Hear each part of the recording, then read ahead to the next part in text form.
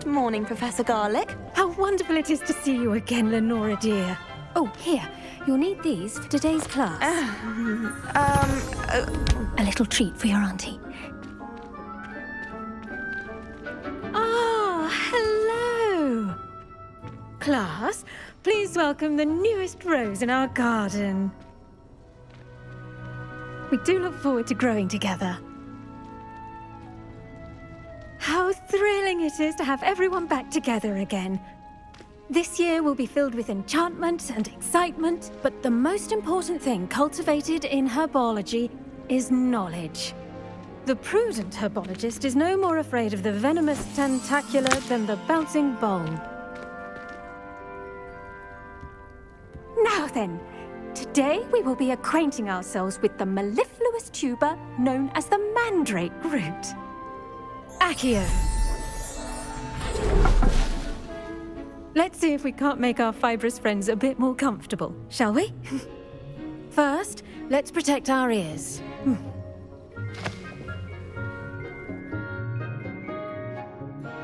Now, everyone, grip their mandrake by the tendrils and give it a firm tug.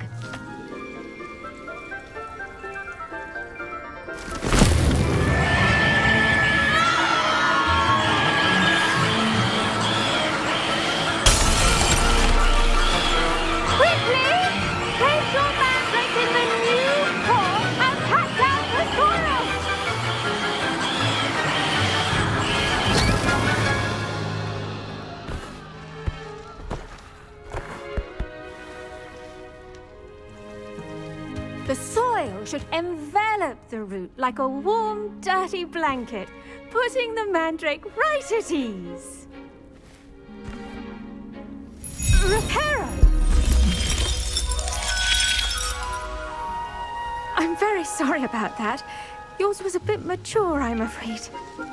All right then, off you go. Splendid work, everyone! Now, for our next task, we'll be planting dittany at our potting tables. You can all get started. I need to have... I wonder if hippogriffs like knotgrass.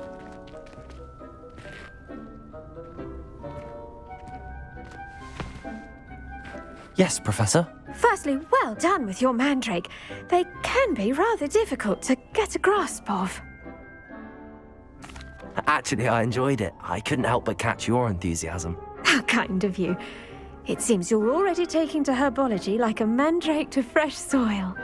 Now, as I mentioned, next we'll be planting dittany. Let us find you some seeds. I already have some, Professor. Picked them up in Hogsmeade. You visited the Magic Neep. Wonderful! A prepared student is bound to bloom. I've arranged for you to have your own potting table here in the classroom. Wasn't easy to spare one on such late notice. Plant the seeds there now, and you can return to harvest them later. Even with soil, sunlight, and a bit of magic, they will take time to grow. Let's see how to balance my star thistle arrangement. Niffler's fancy or roses?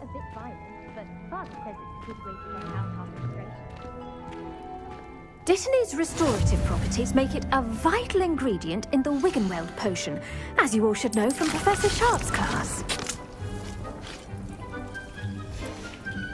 Well done! Once it can be harvested, your dittany will be ready to use in Wiggenweld potion. I'll let Professor Sharp tell you about that. Now, what say we branch out?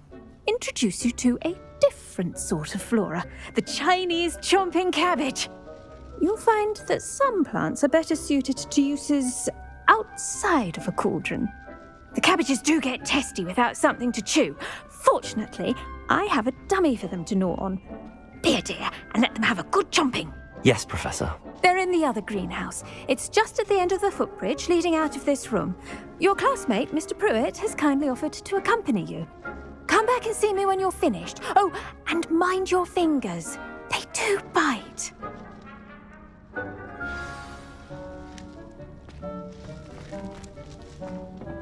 Hello. Saw you on your way to Hogsmeade the other day. Nice to meet you. I'm Leander. I'll be showing you the Chinese chomping cabbages. Up these stairs will take us there, but you'll lead.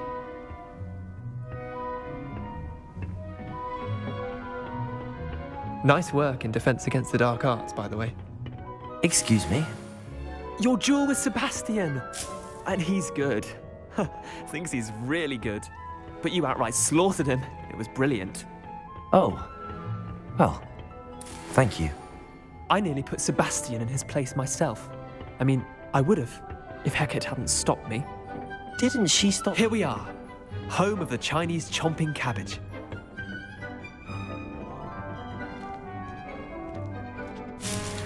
Go on, grab a few of those cabbages. Just mind your fingers. I almost lost a thumb one. Now, see that dummy?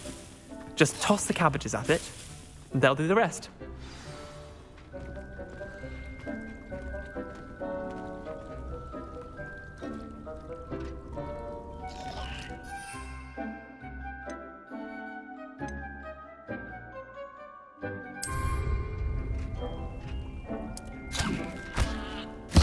Look at that! They'll chomp on anything they can get their mouths on. Mum planted some in her garden last year to keep the gnomes out. Did save her the de-gnoming, but they left her honking daffodils in tatters. Vicious little bastards, aren't they? My kind of plants. Not like stupid booba tubers and bouncing bulbs. The kind of plants that just have your back in a fight. Not saying you can't go it alone, but, well, imagine that wasn't a dummy. I suppose they could prove useful outside of the greenhouse. Nothing wrong with a bit of backup, even if it is from a cabbage. It's chaos out there. Trolls in Hogsmeade and such. You can't be above throwing a cruciferous vegetable if necessary. Dogweed and deathcap has more of them, if you're keen. Other plants too. Ones your parents wouldn't plant in the garden. You get the idea. Anyway, we probably ought to head back to class.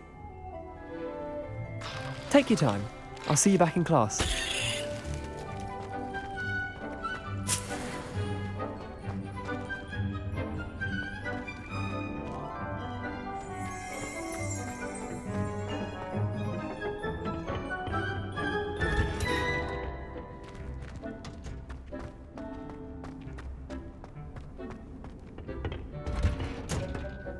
With that helpful reminder as to why we should always wear our dragon hide gloves, I shall end our lesson here. Terribly sorry, Mr. Clopton. I tended to the Chinese chomping cabbages, Professor. Remarkable plants, aren't they? I hope they weren't too much trouble. Oh, don't see any bite marks or missing digits. And good, as you do seem to be quite green-fingered. Oh, I'm eager to see your skill in the soil continue to blossom. Magical plants have so much to offer. I'm eager to learn more. I'm glad. Herbology is a bounteous subject. Tend to your garden, and it will tend to you. Well, I suppose that's everything. Do come by for a chat sometime. I so enjoy checking in with my new students.